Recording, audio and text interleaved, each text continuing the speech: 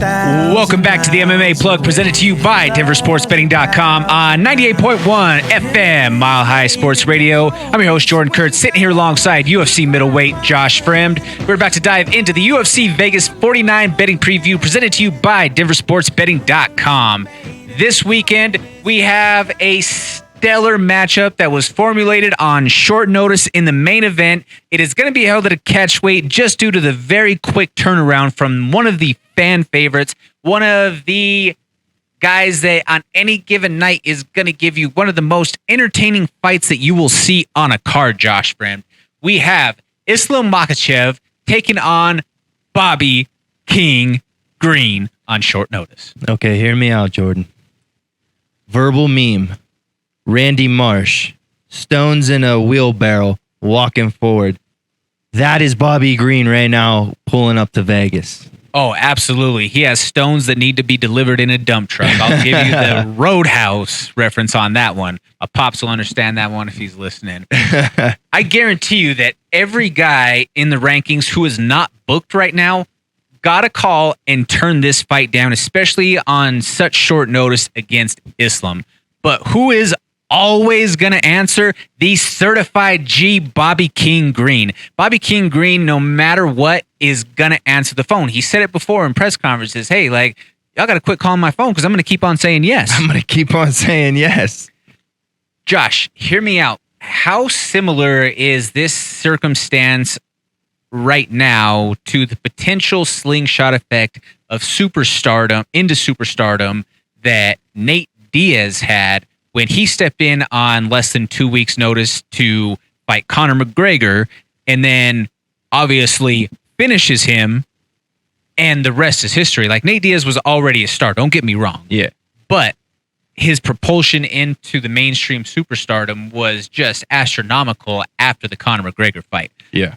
Bobby King Green the other night, when he fought at UFC 271, at one point, the crowd was chanting, Bobby, Bobby, Bobby.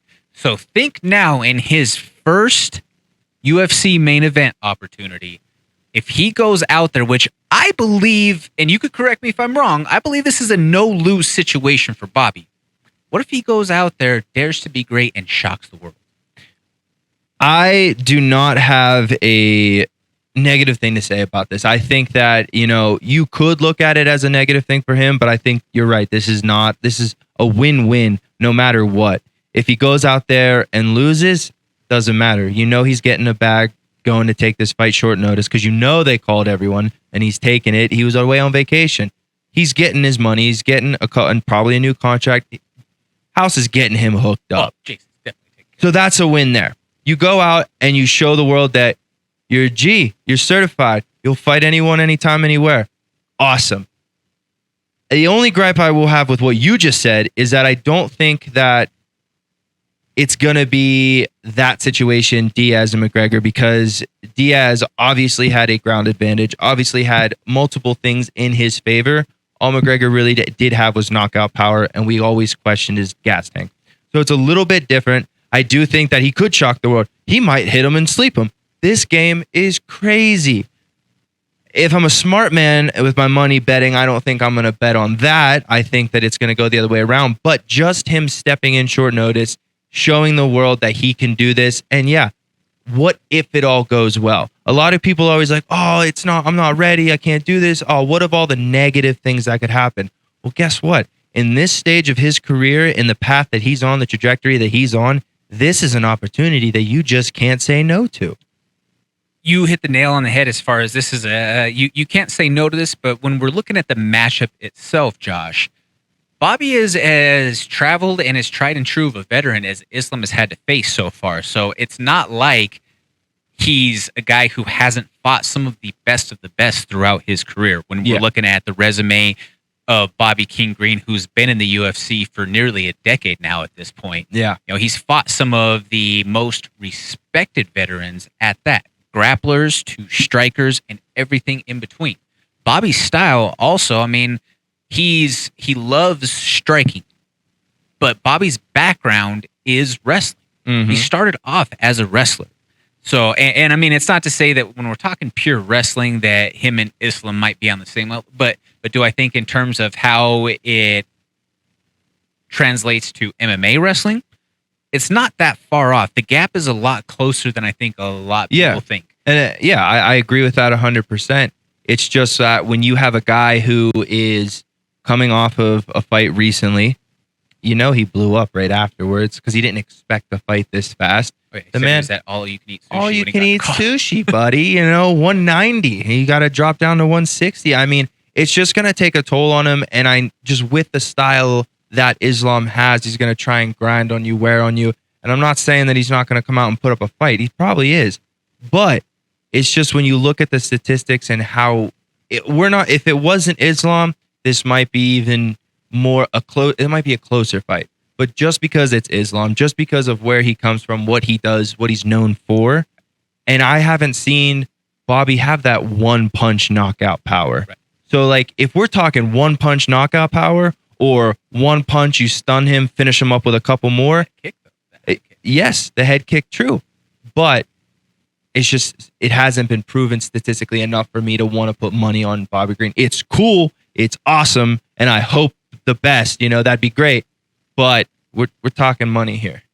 Based off of how Bobby's approach and his stance is, he keeps his hands down low. So I mean, you would have to think that that's going to help him in stuffing the takedown. Yes, and that's going to help him in the grappling department and avoiding getting into some of those scenarios that other people might get their legs taken a lot more easily. Mm-hmm. I don't know, Josh. I wonder. I just think in my head, like, what happens if Bobby's able to stuff a couple of takedowns and then he just kind of, I mean, we've seen it before where some guys like Islam who really hasn't. I mean, yes, he has the one loss, but outside of that, how much adversity has he really faced in a lot of his fights? Not a lot. Didn't have a lot of adversity at all. Right. And so he's also, we have to keep in mind, he was preparing for someone who was a much different style, who was a much different fighter. Much in different Beneil fighter. Dariush. Yes, much different fighter. I believe that Beneil poses a lot more difficulties than Bobby Green. Bobby Green has the... On paper, I agree. On paper, yeah. Bobby Green just has that it factor. He has something that you really can't put your finger on. So you're like, oh, you get your hopes up.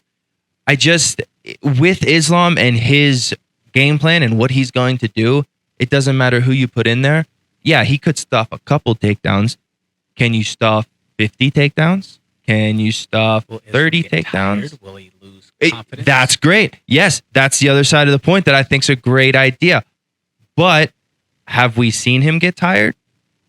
I don't know. I don't know that we've seen anybody present that much adversity when taking adversity down. to keep him from imposing his will. I think he's been that much of a mauler, and that's why he's such a menacing threat to potentially be a title holder going forward in the future. I mean, he's well known as he's Khabib 2.0, but Khabib says that where Islam is different is that Islam is a lot more pure with his jiu-jitsu, and he's not afraid to work off of his back. I think that if we take a look at those two stylistically, I mean, they're childhood friends.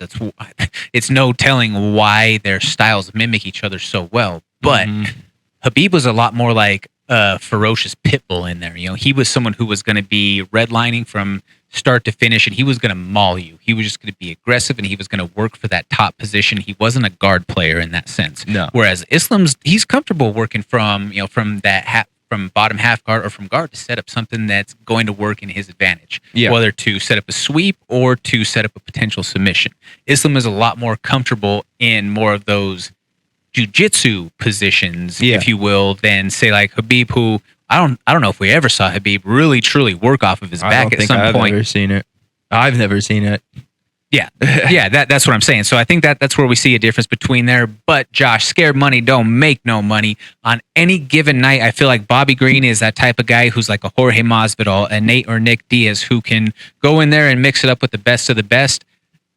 Smart money definitely says that you roll with Islam, but I'm going to roll the dice and take a flyer on Bobby Green. I think that momentum is a big deal, and there's a potential that he goes out there and shocks the world. Definitely going to go with Islam on this, just smart money. I understand where you're coming from, though. I might throw something on it, something. But I have a smart And I just love Bobby Green. Exactly. Like you can't. I hate that I'm saying this. I hate that I'm being this way. But yeah, you can't hate the guy. I like his fighting style. I like what he brings to the table. I got to pay my rent. Fair enough. Well played there, sir.